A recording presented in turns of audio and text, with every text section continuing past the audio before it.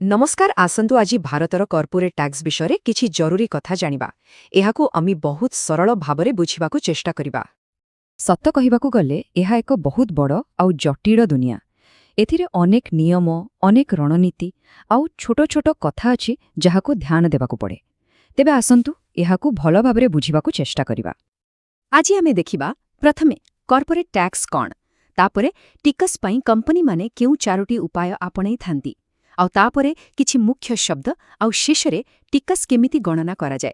तेमे चलंतु आरंभ करिबा। ठीक अछि, तेबे प्रथमे आसंतु जानिबा एहार मूलदुआ कोन। तेबे सीधा कथा हेला, कॉर्पोरेट टैक्स हेउछि सेही टैक्स जहा सरकार कंपनी मानकर आय किंबा लाभ उपरे लगेई थांती। माने कंपनी जेतिकी लाभ कला ता उपरे ही एही टिकस देबाकू पड़े। अच्छा, एबे आसंत देखिबा कंपनी माने निज टिकस देबा पई केउ सबु उपाय अपनांती। मुख्यतः एहार चारोटी अलग अलग रास्ता अछि। एइटा हैला गोटे संपूर्ण आईनीगत उपाय। एथिरे कंपनी माने आयकर नियमरे थिबा विभिन्न छाड़, रिहाती और प्रोत्साहन को बुद्धिमतार सह व्यवहार करी निजर टैक्स भार कम करंती। यह पूरापूरी ठीक आउ आईन सम्मत।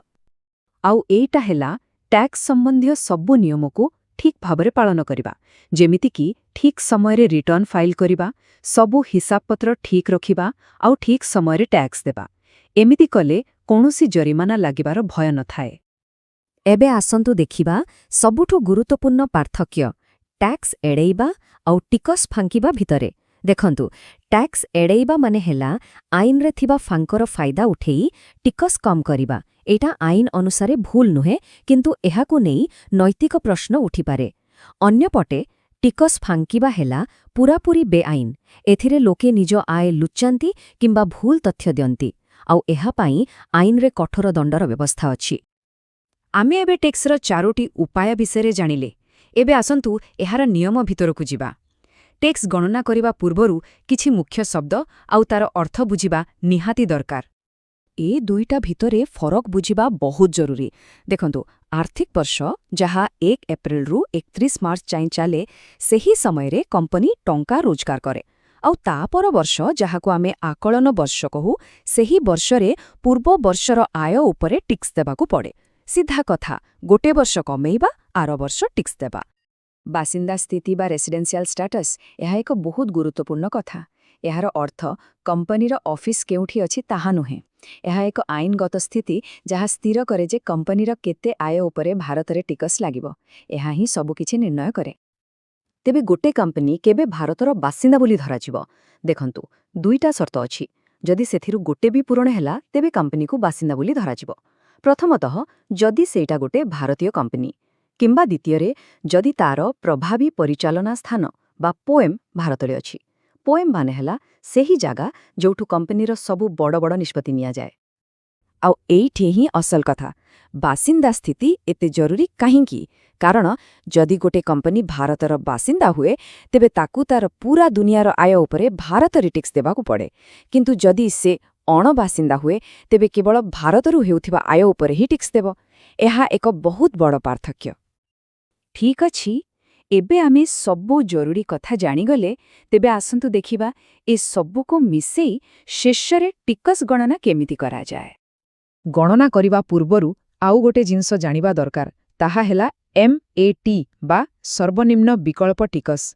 एमिति भाबंतु, एहा हेउछि सरकारंक पई एक सेफ्टी नेट। बेले बेले कंपनी माने एते छाड़ देखांती जे तांकर टिकस पूरा शून्य होई जाए। एही MAT सुनिश्चित करे जे एमिति परिस्थिति रे भी कंपनी को किछि ना किछि टिकस दबाकू पड़िबो। आउ एही MAT रा हार केते? एहा हेउछि कंपनीर बुक प्रॉफिट रो 15%। बुक प्रॉफिट माने हेला कंपनीर हिसाब बहिरे देखा जाउथुबा लाभ। आउ हां, एही 15% उपरे पुणी सरचार्ज एवं सेस भी लागि थाए। तेबे फाइनल टैक्स केमिति गणना हुए? एथिपाई 7टी सोपान अछि। प्रथमे कंपनीर लाभ क्षति हिसाबरु शुद्ध लाभ बाहर करा जाए। तापरे जो खर्चगुड़िकु आयकर नियम माने नहीं ताकू मिसा जाए। तापरे जो खर्चगुड़िकु छाड़ मिलिबा कथा ताकू बाद दिया जाए। एहा परे आमको मिले टिकस योग्य आय। ता उपरे कॉर्पोरेट टिकस हार लागू करा जाए और ता सहित सरचार्ज और सेस जोड़ा जाए। ଆଉ ଶେଷରେ ଏହି ସାଧାରଣ ଟିକସକୁ ଏମ୍ଏଟି ସହିତ ତୁଳନା କରାଯାଏ। ଆଉ ଏହି ଶେଷ ସୋପାନଟି ସବୁଠୁ ଗୁରୁତ୍ୱପୂର୍ଣ୍ଣ। ଏଥିରେ ସାଧାରଣ ଟିକ୍ସକୁ ମ୍ୟାଟ୍ ସହିତ ତୁଳନା କରାଯାଏ। ଦୁଇଟା ଭିତରୁ ଯେଉଁଟା ଅଧିକ ହେବ କମ୍ପାନୀକୁ ସେତିକି ହିଁ ଟିକ୍ସ ଦେବାକୁ ପଡ଼ିବ। ଏହା ହେଉଛି ନିୟମ। ତେବେ ଏସବୁ ଜାଣିବା ପରେ ଗୋଟିଏ ବଡ଼ ପ୍ରଶ୍ନ ମନକୁ ଆସେ, କ'ଣ ଆଇନଗତ ଭାବରେ ଟେକ୍ସ ଏଡ଼େଇବା ଆଉ ବେଆଇନ ଭାବରେ ଟେକ୍ସ ଫାଙ୍କିବା ଭିତରେ ଥିବା ଲକ୍ଷ୍ମଣରେଖା ସବୁବେଳେ ସ୍ପଷ୍ଟ? କର୍ପୋରେଟ୍ ଜଗତର ଏହି ଜଟିଳ ଦୁନିଆରେ ବୁଦ୍ଧିମତାର ସହ ନିୟମର ଫାଇଦା ଉଠାଇବା ଆଉ ଆଇନ ଭାଙ୍ଗିବା ଭିତରେ ବାଟ ଖୋଜିବା ବୋଧହୁଏ ସବୁଠୁ ବଡ଼ ଆହ୍ୱାନ।